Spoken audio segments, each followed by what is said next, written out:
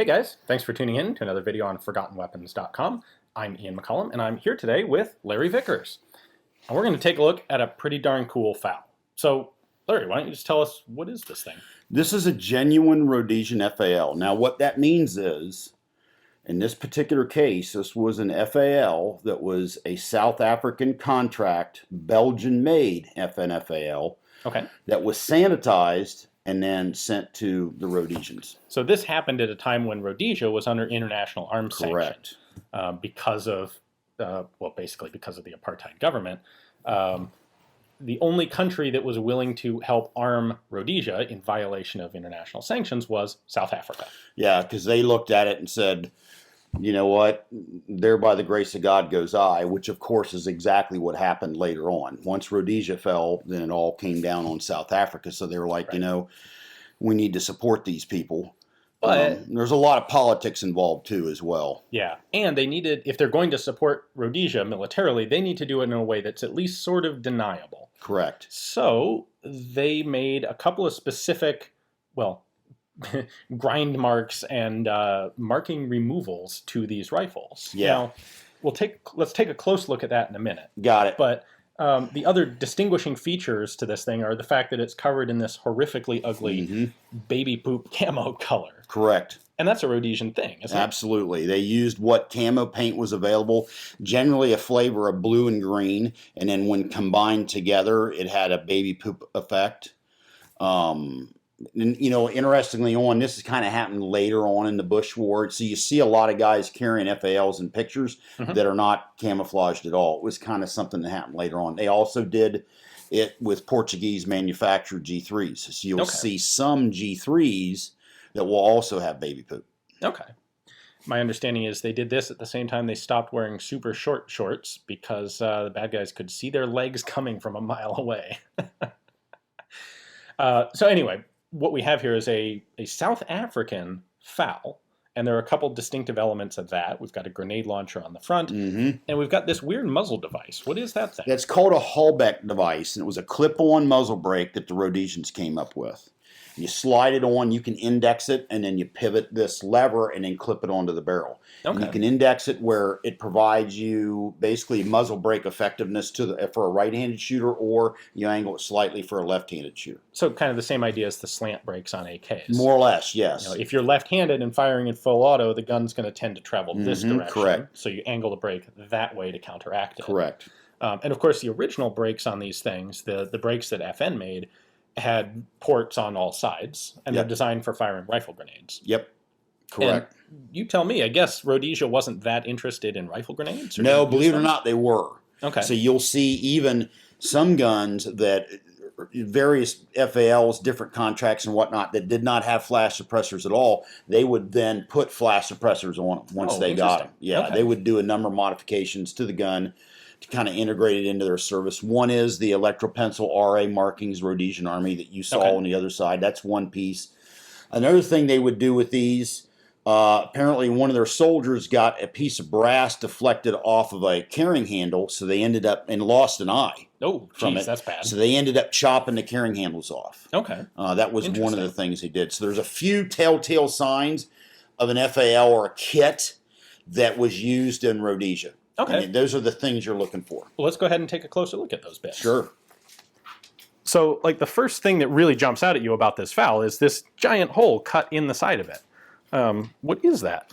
Well, there's a South African crest there put there by Belgium, but by the Belgians, by FN.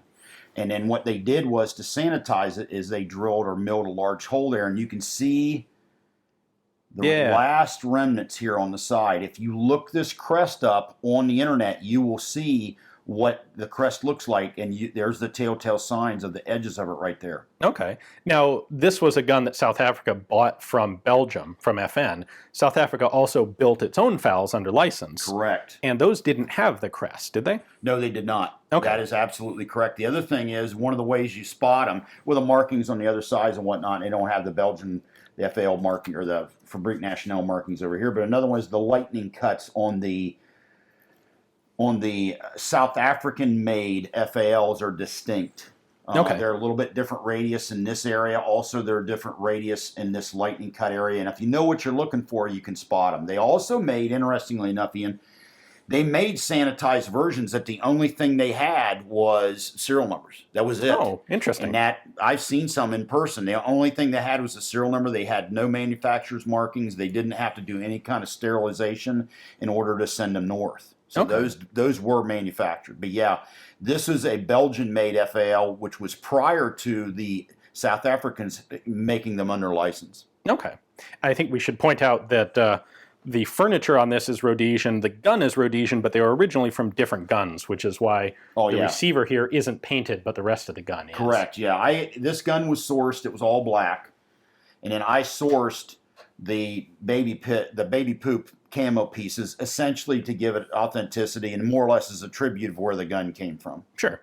Now, one of the other distinctive things here is, of course, this electro-pencil serial numbering. Yeah, you see the RA1298 is here. It's also here. Let me zoom in on that. All right. Okay. RA1298 is there on the bolt carrier. It's also there, and then it's also over here on the lower L. Boy, that one's really light. It is very light. They were done by hand in this case, but I've seen them before where they were done. They were very neat and uniform, so they were clearly done on a some kind of pantograph or something to give it a more uniform appearance. I've seen that. Generally, you see them where they're electro pencil marked. This particular one does not have a matching bolt. The RA number is from a different gun. That is very, very common with Rhodesian FALs because of the embargo. They had to repurpose, reuse, fix. They had to reinvigorate everything they had to. They didn't throw anything away. So when you see Rhodesian FALs, I mean, you're going to see everything under the sun because they had to implement what they had. They were not going to get replacements. That makes sense. So there was one bit of defacing, sanitizing on the opposite side as well, right? Yeah, right there. There's actually two bits. The most obvious one is here. This was an MU marking, a large U with an M inside of it, which was essentially the South African military proof mark, for a lack of a better term, showing it was military ordnance, accepted by the South Africans. And then also down here was the same thing. There was an MU mark down here that was eliminated. This one's clearly obvious. Now understand something. This initially had a vertical takedown lever. Earlier FALs, this takedown lever was designed up here and it was vertical in nature. Right. Over time, the design was modified and they came down with a horizontal takedown lever. So anytime you see an FAL that say has a serial number on the lower down here, or in this case it had a marking here, and this same serial number 11771 is underneath this takedown lever. Okay. Then that tells you it was a gun that originally had a vertical takedown lever. That went away for a couple reasons. One is it had a tendency when they fired rifle grenades, as you can imagine, because of the recoil, to hinge open and essentially unhinge the upper and lower. That's definitely a problem. The other issue is that the way this thing is designed, the upper and lower fits into kind of a tapered situation, tongue and groove setup. And what will happen over time, that the lever is designed to move farther forward to keep the upper and lower tight. Well, it would eventually bottom out against this recoil plate. Okay. So now when they flip it down here, now they have room for the lever to come down farther. And if you notice, the pistol grip here has been scalloped.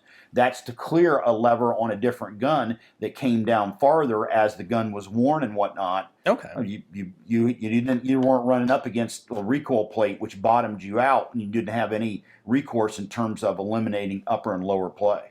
Okay, that makes sense. Now another interesting thing in here, see the R. This was initially for repetition. It was initially a semi-automatic Selector. Oh, okay. Which has been modified for full auto. Okay. So yeah, there's a beak. There's a little bit of a beak on these. They ground the beak off, and they also modified it so it can come around and act for fully automatic. Huh. It's a modified, cool. Yeah, they really did just use everything they could get their hands on. Absolutely. So we talked about a bit earlier how they clipped the carry handle off. Yes. And that's where it would have been. Yep. Right there. So that's a distinctive Rhodesian thing. Yep. So, Larry, can you tell me about the grenade launcher sight? I've seen these before, but never really had much experience with them. They're actually pretty ingenious. When you flip them up, right, you can spin them around. You got to depress the plunger, and you can spin them around, and it'll shut off the gas and also act as a grenade launcher sight. You can get it there. You can hold it. Pivot it up like this. Let's see. There we go. I was going the wrong way. My apologies. Okay, there that's cool. So yeah, it flips around 180 degrees. And it'll shut off the gas, and then now you have this for the ability to launch rifle grenades. Okay. It's actually pretty ingenious. And typically the way those things work, I assume it's the same here, is you line up the tip of the grenade in one of these rear notches, so that the grenade is the front sight. It's interesting. There's certain countries you really saw this widely used. South Africa, in Rhodesia, very widely used. So it's very, very common to see Rhodesian FALs with grenade launcher flip-up gas plug sights. Very, very common. Well, rifle grenades really make a great low-cost sort of light artillery option or anti-tank option for countries that don't have heavy infrastructure.